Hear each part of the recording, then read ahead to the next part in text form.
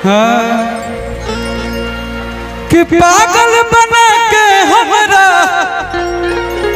भैया भैया बढ़ाओ। कल लखनऊ में कार्यक्रम रहे, रात भर लड़का लोग इतना सैड सॉन्ग सुना है, कौन दिल टूटल बा सबसे। कि पागल बना के हमरा, कि पागल बना के हमरा घूमो ही पटनवा में। हाँ एक बेर मिल ली, एक बेर मिल ली रांची पागल खनवा में। एक बेर मिल ली पागल खनवा में, एक बेर मिल ली। पागल बना के हमरा बिहार वाला का पागल भाई रांची तक पहुंच गया। ये गाना बिहार और झारखंड दोनों को जोड़ता है। बिहार की राजधानी पटना और झारखंड की राजधानी रांची। इधर आओ पगली, तुम्हारे चक्कर में लड़का रांची तक चला गया, लेकिन तोहने के कुछ हो ही रहे। हाउ लिपस्टिक लगे, जब तक कुंवार रहबो बॉयफ्रेंड दी, बियाह हो जाई तो पिया बता रही थी दिक्कत कहाँ बा। लेकिन कुछ लड़कियों का ऐसा है, सब ऐसे नहीं, सबसे एक से एक। पागल बना के हमरा, पागल बना के हमरा घूमो ही पटनवा में। एक बेर मिल ली, एक बेर मिल ली रांची पागल खनवा में। एक बेर मिल ली है रांची पागल खनवा में। एक बेर मिल ली है रांची पागल खनवा में। एक बेर मिल ली है।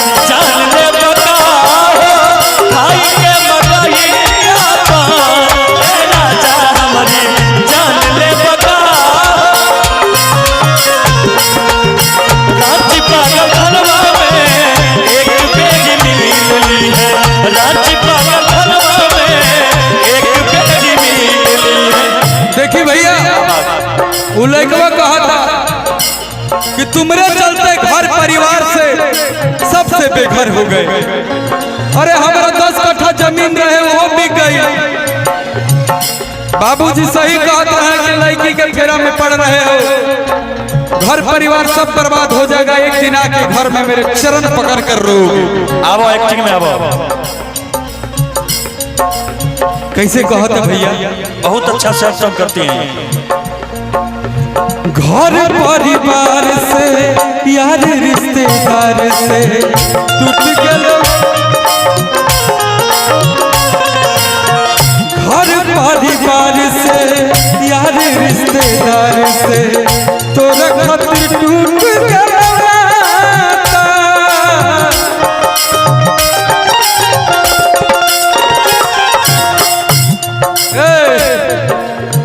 जोगे हार जाई देहियो दुहाई।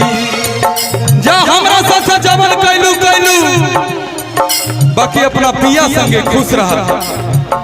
हम तो रांची पागल खाना चलिए गए नी रे, तू तो खुश रह पगली।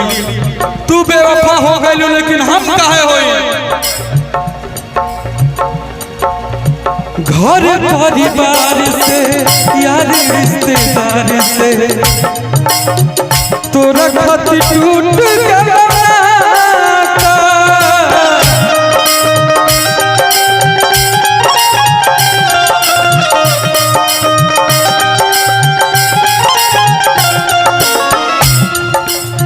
जोगे हार जा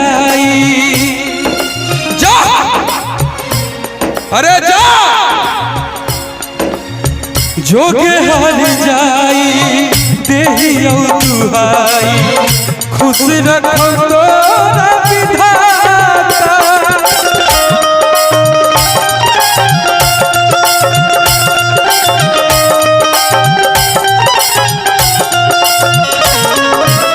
बाकी लड़कवा कहा था अच्छा किसका किसका प्यार चल रहा है अभी प्रेजेंट में, जो अपनी गर्लफ्रेंड से प्यार करता है शादी नहीं हुआ है।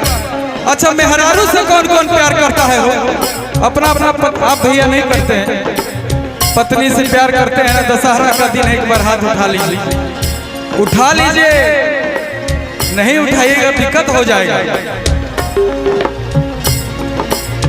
याद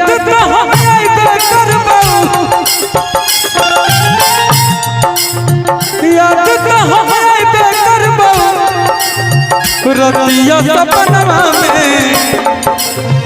एक बेरी मिली, एक बेरी मिली रांची पागल खनवा में एक बेरी मिली है रांची पागल खनवा में एक बेरी मिली है,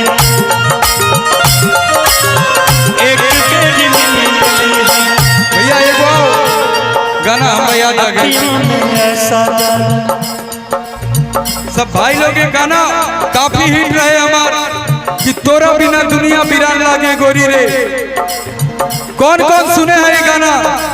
गा दी गाना भैया। दिल न लगई हो में भी गाना सुपर हिट रहा था, इसलिए गाने का जोड़ा नहीं। अब भैया रुक जाइए, क्या बात है। अरे गुंजन सिंह आया है, कुछ अलग होना चाहिए, बहुत हो गया, आज इतिहास होगा। लाइट ज्यादा आ रहा है, लाइट बंद कराइए। कौन सा लाइट से दिक्कत है? ये कलर वाला लाइट कहाँ है?